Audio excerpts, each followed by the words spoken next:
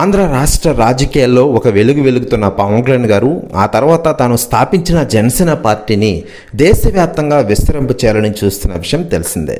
ప్రస్తుతం ఆంధ్ర రాష్ట్రంలో రెండో అతిపెద్ద పార్టీగా జనసేన పార్టీ అవతరించింది.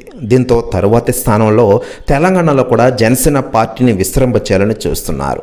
అయితే గత కొద్ది నెలలుగా వినిపిస్తున్న సమాచారం ప్రకారం పక్కన రాష్ట్రమైన తమిళనాడులో కూడా జనసేన పార్టీ కార్యకలాపాలని త్వరగా ఫినిష్ చేసి ఎప్పటి నుంచే అక్కడ అభిమానుల కోసం, కార్యకర్తల కోసం జనసేన పార్టీని రాజకీయాల్లో పోటీ పెట్టేందుకు ఏర్పాట్లు చేస్తున్నట్లు తెలుస్తోంది.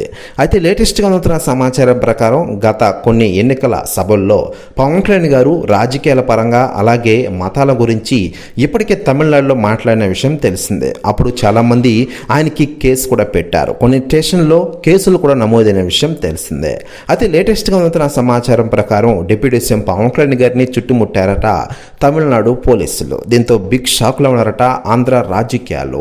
ప్రస్తుతం న్యూస్ కూడా తెగ వైరల్ అవుతుండగా త్వరలోనే తమిళనాడులో రాష్ట్రంలో పార్టీని బలోపేతం చేసేందుకు వరుస ప్రకటనలు చేసే అవకాశాలు ఎక్కువగా ఉన్నాయి. ప్రస్తుతం న్యూస్ కూడా తెగ వైరల్ అవుతుండగా దీనిపై అధికార ప్రకటన రావాల్సి ఉంది. మరోవైపు పవన్ కళ్యాణ్ గారు ప్రస్తుతం ఆంధ్రప్రదేశ్ రాష్ట్ర ఉప ముఖ్యమంత్రిగానే కాకుండా పలు శాఖలకు మంత్రిగా కూడా వ్యవహరిస్తూ దూసుకెళ్తున్న విషయం తెలిసిందే.